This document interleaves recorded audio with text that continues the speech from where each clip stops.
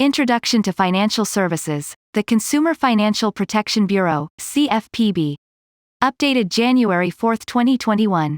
The 2010 Dodd-Frank Wall Street Reform and Consumer Protection Act, Dodd-Frank, PL 111-203, established the Consumer Financial Protection Bureau, CFPB, to implement and enforce federal consumer financial law while ensuring that consumers can access financial products and services.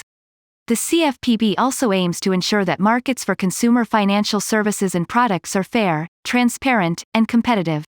Dodd-Frank consolidated in the CFPB certain consumer finance-related responsibilities previously covered by other regulators and created new authorities unique to the CFPB, as discussed below. Structure of the CFPB. The CFPB is headed by a director appointed by the President with the advice and consent of the Senate for a 5-year term. It is located within the Federal Reserve System, Fed, although the Federal Reserve Board does not influence the CFPB's budget or personnel decisions. The Federal Reserve Board cannot veto a rule issued by the CFPB, but the Financial Stability Oversight Council, of which the Fed chairman is a member, can overturn a CFPB rule with the consent of 2/3 of its members. The CFPB is funded through the earnings of the Fed, not through appropriations. The CFPB requests monetary transfers from the Fed to the extent needed to fund its operations, subject to a cap based on a statutory formula. For fiscal year 2020, the CFPB's $580 million budget was below its $696 million cap. CFPB Regulatory Authority. The CFPB is statutorily charged with implementing and enforcing consumer protection laws, leading financial education initiatives, collecting consumer complaints, and conducting consumer finance research. The CFPB has regulatory authority over providers of an array of consumer financial products and services, including deposit taking, mortgages, credit cards and other extensions of credit, loan servicing, collection of consumer reporting data, and consumer debt collection. The authorities that the CFPB may exercise in the breadth of products, services, and entities that fall within its jurisdiction are considerable, but they are also subject to certain statutory exceptions and limitations. The CFPB's regulatory authorities fall into 3 broad categories: supervisory, including the power to examine and impose reporting requirements on financial institutions, enforcement of various consumer protection laws, and rulemaking. The CFPB is authorized to prescribe regulations to implement 19 federal consumer protection laws that largely predate Dodd-Frank. These enumerated consumer laws govern a broad and diverse set of consumer financial services and generally apply to any entity engaged in the business of offering those services. Dodd-Frank also provided CFPB new power to issue rules declaring acts or practices associated with consumer financial products and services to be unlawful because they are unfair, deceptive, or abusive. Other aspects of the CFPB's regulatory power, particularly the scope of its supervisory and enforcement authority, vary depending on an institution's size and whether it holds a bank charter.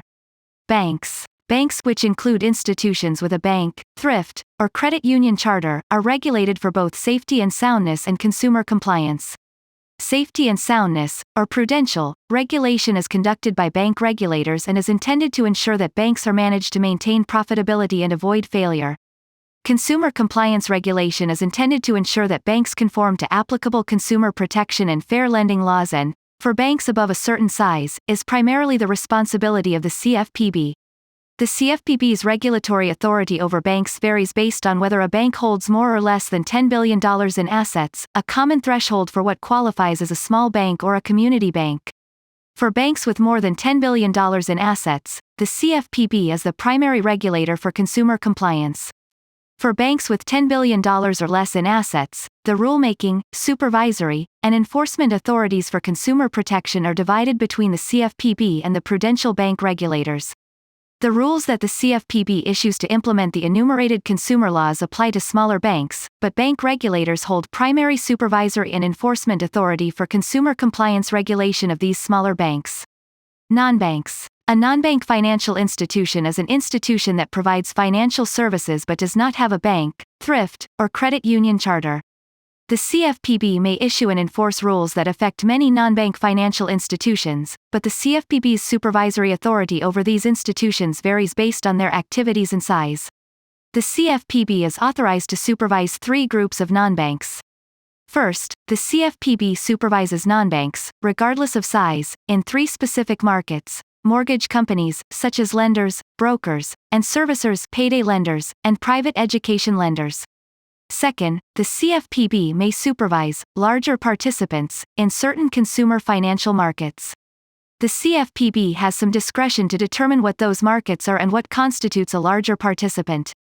Third, the CFPB may supervise a nonbank if, based on consumer complaints or other sources, the CFPB has reasonable cause to determine that the nonbank's financial products or services pose risks to consumers. Exempted institutions. Dodd-Frank exempts some industries from the CFPB's regulatory jurisdiction. The CFPB generally does not have rulemaking, supervisory, or enforcement authority over automobile dealers, merchants, retailers, and sellers of non-financial goods and services, real estate brokers, real estate agents, sellers of manufactured and mobile homes, income tax preparers, insurance companies, or accountants. Certain business practices of these entities, however, could trigger CFPB regulatory authority, such as if they engage in an activity governed by an enumerated consumer law. Selected policy issues. This section highlights selected policy issues of congressional interest relating to the CFPB, which generally concern how the CFPB balances protecting consumers, credit access, and costs to industry in its policymaking. Payday lending. Payday loans are short-term, small-dollar loans offered for a set fee. They allow consumers to access cash in advance of a paycheck or other scheduled payment, for example, pension, with minimal underwriting conditions. Borrowers must typically write the lender a check for the loan amount that the lender can cash when the loan is due, typically on the borrower's next payday. However, many consumers roll over these loans or get new ones for a similar amount shortly after the initial loan is due for an additional fee. As a result, payday borrowers can remain in debt far beyond the original loan term, and in these cases, payday loans can cost much more than other credit products. In October 2017, the CFPB finalized a rule regulating payday and other high-cost installment loans. The rule would have, among other things, required payday lenders to verify that a borrower had the ability to repay the loan and restricted a lender's ability to access consumer bank accounts for loan repayment. However, in July 2020, the CFPB rescinded part of the 2017 rule, including its ability to repay provisions. Disagreement exists about how to weigh a consumer's right to access a particular financial product against the possible value of limiting loan terms that may encourage multiple rollovers that consumers might have difficulty repaying.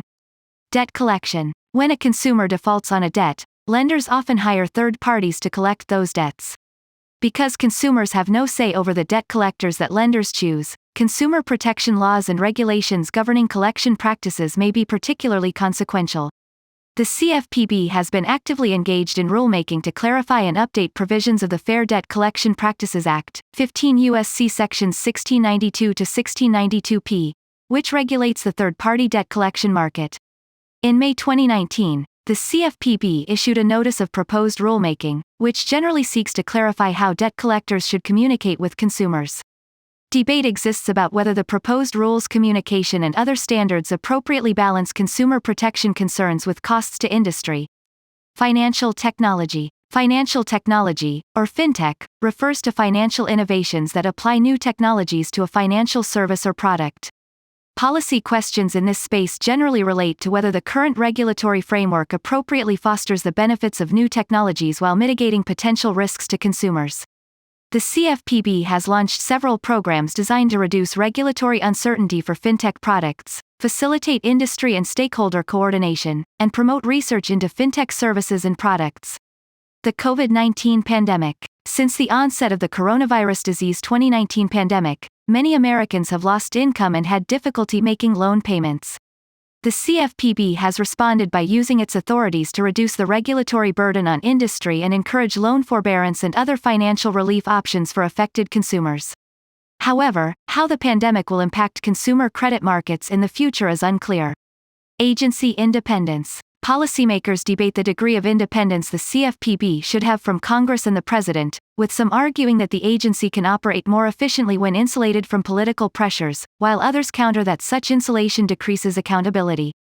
The CFPB, much like the banking regulators, is funded outside the traditional appropriations process, which limits congressional oversight over the agency. Although, as originally structured, the CFPB director could be removed from office only for cause, in Sela La Vie. CFPB, the Supreme Court held that this statutory removal restriction violated the Constitution.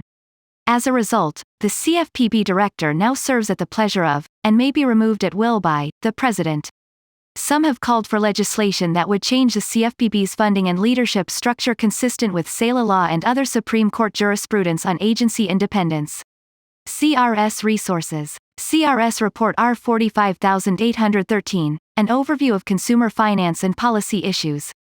CRS Insight IN 11059. CFPB finalizes new payday lending rule, reversing prior regulation. CRS Report R44868 Short-term, small dollar lending, policy issues and implications.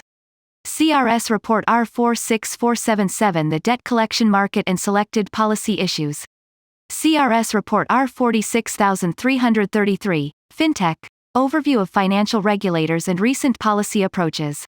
CRS Report R46332, FinTech, overview of innovative financial technology and selected policy issues. CRS Report R46356, COVID-19, consumer loan forbearance and other relief options. CRS Legal Sidebar LSB 10507, Supreme Court rules CFPB structure unconstitutional, implications for Congress. Cheryl R. Cooper, analyst in financial economics. David H. Carpenter, acting section research manager.